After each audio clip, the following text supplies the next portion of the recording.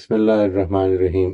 ہم نے پچھلے سیشنز میں جو گفتگو کی موٹیویشنز کے بارے میں، موٹیوز کے بارے میں، وہ آپ نے یہ دیکھا کہ اس میں کس طرح سے انسان پروگریس کرتا ہے۔ ایک بڑے لمبے عرصے تک دنیا میں سائنسز کو اور علوم کو مذہب نے ڈومینیٹ کیا، یعنی مذہب جو ہے اس کو تسلط حاصل رہا ان سائنسز اور علوم پر، اور اس کا نتیجہ کو بہت اچھا نہیں تھا۔ آپ کوپرنیکس کے بارے میں جانتے ہیں کہ اس کے ساتھ کیا ہوا، اور ظاہر ہے کہ یہ ایک مذہبی نقطہ نظر تھا کہ جس کی وجہ سے یہ معاملہ پیش آیا۔ اس کے بعد یہ ایک لمبا عرصہ یہ رہا ہے اور اب بھی چل رہا ہے کہ جس میں علوم کو ڈسکنیکٹ کر دیا گیا، علوم کو اے ریلیجس بنایا گیا۔ ظاہر ہے کہ اے ریلیجس بنانے کا نتیجہ یہ ہوا کہ جو مذہب ہے اس کا علوم سے اب کوئی تعلق نہیں رہا۔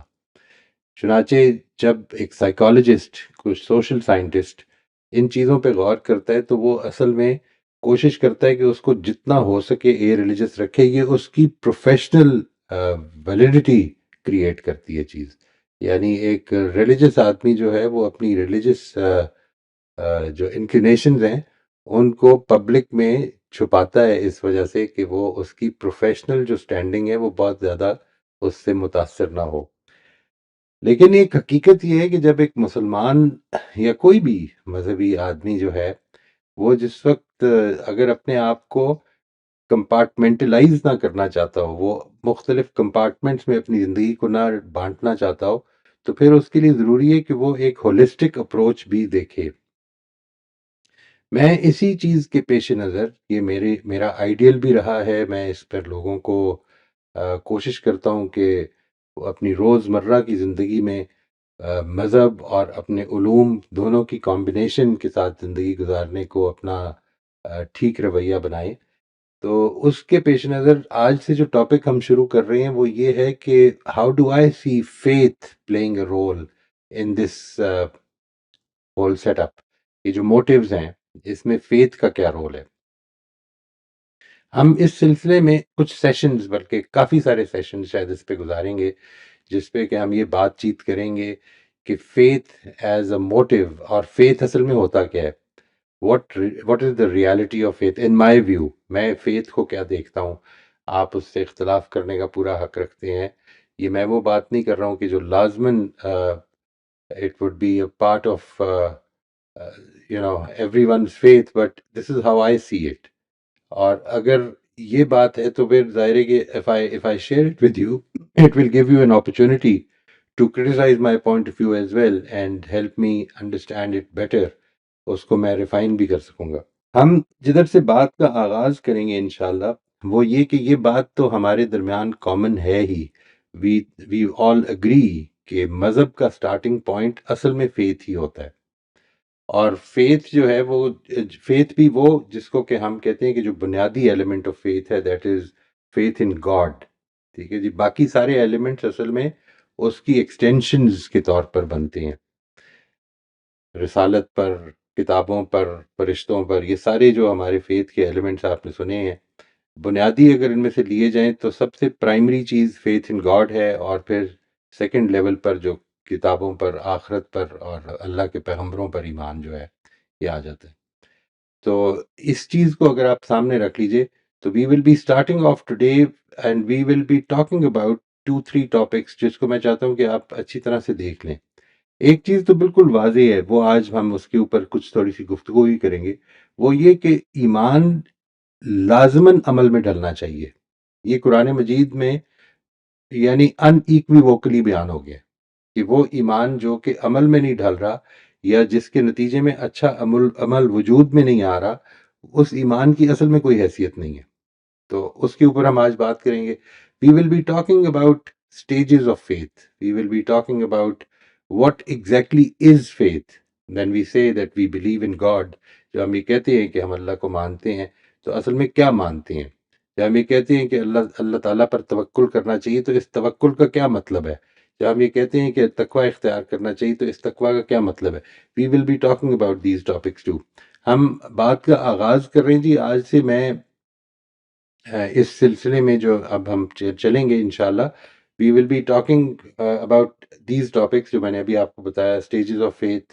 Again this is a topic جو کہ ظاہر ہے کہ جیمز فاولر نے اس سے بہت اچھا کام کیا ہے، اور اس سے ہمیں رہنمائی ملتی ہے بہت ساری. اور we can also personalise with it. ہم اس کو اگر اس پہ غور کریں تو ہم دیکھ سکتے ہیں کہ ہم بھی ان زندگی میں فیتھ کی ان سٹیجز سے گزرے ہیں یا گزر رہے ہیں. میں ادھر سے شروع کر رہا ہوں جی. یہ آیت ہے سورہ بقرہ کی 93ویں آیت، 93rd آیت ہے یہ. اس میں بنی اسرائیل سے خطاب کرتے ہوئے اللہ تعالیٰ نے یہ فرمایا، میں اس کا ترجمہ پڑھ رہا ہوں کہ اور یاد کرو جب ہم نے تم سے عہد لیا اور اس کے لیے طور کو تم پر اٹھایا اور حکم دیا کہ یہ جو کچھ ہم نے تمہیں دیا ہے اسے مضبوطی سے پکڑو اور سنو اور مانو. تو تمہارے بزرگوں نے جو رویہ اس کے ساتھ اختیار کیا، اس نے بتا دیا کہ انہوں نے گویا اس وقت یہی کہا کہ ہم نے سنا اور نہیں مانا، یعنی عملاً اس کا انکار کر دیا. اور ان کے اس کفر کے باعث وہ بچڑا ان کے دلوں میں بسا دیا گیا. ان سے کہو، پیغمبر سے کہا گیا کہ ان سے کہو کہ اگر تم واقعی ماننے والے ہو تو کیا ہی بری ہیں یہ باتیں جن پر تمہارا یہ ایمان تمہیں ابھارتا ہے. دس از اے ویری اسٹرانگ. یہ جو آخری حصہ ہے نا اس کا، کہ نبی صلی اللہ علیہ وسلم سے کہا کہ کل بے سما یامرکم بہی ایمانکم ان کنتم مومنین. کتنی بری چیز ہے یہ، جس کا تمہارا ایمان تمہیں حکم دے رہا ہے، یا جس کا ایمان تمہیں جو ہے وہ ابھار رہا ہے جس پر کرنے کو. یہ کتنی بری باتیں ہیں. وہ کیا چیزیں ہیں؟ میں یہ چاہتا ہوں کہ اس پر تھوڑا سا ہم آج غور کریں کہ when we say کہ ایمان تمہیں کتنی بری باتوں پر ابھار رہا ہے، تو what is it that comes to mind. ٹھیک ہے جی. بظاہر بالکل اگر آپ تھوڑا سا ہی غور کریں کہ ایمان کے تقاضوں کے منافی عمل دعوی ایمان کی نفی کرتا ہے. آپ if you hear a lot of people talking about this, میں نے کئی لوگوں کو یہ سنا ہے کہ وہ مانتے ہیں، اس کا پرچار بھی کرتے ہیں، لیکن جب بات ہوتی ہے تو وہ کہتے ہیں کہ آخرت کس نے دیکھی ہے. آپ دنیا کے لیے جو کچھ کر سکتے ہیں اس وقت کر رہے ہیں ہم، آخرت کس نے دیکھی ہے. تو اصل میں وہ جو ماننا ہے وہ اصل آئی ڈونٹ نو وہ اس ماننے کو کیا کہیں گے آپ. When you talk about this belief, تو یہ بلیف اصل میں آپ کے عمل سے بالکل ڈسکنیکٹڈ ہے. تو ایمان کے تقاضوں کے منافی اگر عمل ہو رہا ہے تو وہ دعوی ایمان کی نفی کرتا ہے. قرآن مجید نے اس چیز کو جگہ جگہ ہی بیان کیا ہے. قرآن نے ہی بیان کیا ہے، تورات انجیل میں بھی یہ بات بہت بہت زوردار طریقے سے بیان ہوئی بھی ہے. حقیقی ایمان درست عمل پر ابھارتا ہے. حقیقی ایمان درست عمل پر ابھارتا ہے، اور اس کو اگر کمپلیٹ کریں تو برے عمل سے روک دیتا ہے. یعنی اٹ ول اسٹاپ یو، جس طرح وہ قرآن مجید نے کہا ہے نا کہ ان الصلاۃ تنہا عن الفحشاء والمنکر، کہ اگر واقعی نماز پڑھی جا رہی ہوگی تو وہ اصل میں برائی اور بے حیائی سے کے آگے رکاوٹ بن جائے گی. تو حقیقی ایمان بھی بالکل اسی طرح سے اگر آپ کے دل میں موجود ہے تو وہ درست عمل پر ابھارے گا اور برے عمل سے روک دے گا. اور تیسری چیز بڑی امپورٹنٹلی جس پر ہم اب انشاءاللہ آگے چل کے غور کرتے رہیں گے، وہ یہ ہے کہ اپنے ایمان و عمل پر غور کرنے کی اس میں بڑی ترغیب ہے. یعنی واٹ آر وی ڈوئنگ. میں جب یہ بات جب لوگوں کو بیان کرتا ہوں کہ دیکھیں سورہ بقرہ کا آغاز جو ہے، پہلا حصہ جو ہے till about the 140th verse، اس میں باقی آگے بھی بہت زیادہ ریفرنسز ہیں، لیکن یہ پہلا حصہ تو خاص طور پر ایسا لگتا ہے کہ بنی اسرائیل کو ان کی پوری تاریخ سے نکال کر ان کے اوپر شدید تنقید کی گئی ہے کہ تم نے کیا کیا کیا تھا. مجھے کئی دفعہ یہ لگتا ہے کہ یہ بات تو بالکل ٹھیک ہے کہ انہی کا مخاطب ہے، وہی مخاطب ہیں اس پوری تنقید کے، لیکن اس میں ہمارے لیے ایک بڑی امپورٹنٹ رہنمائی موجود ہے، اور وہ یہ ہے کہ ہم ان چیزوں سے بچیں. یعنی this is something that we need to understand, and I believe that if we don't, then we are actually not taking the lessons. بنی اسرائیل نے جو غلطیاں کی ہیں، ہم میں بھی اگر وہ غلطیاں پائی جاتی ہیں then we should not. کیا یہ ہم تو نہیں کر رہے یہ جس کی ابھی تنقید ہوئی ہے؟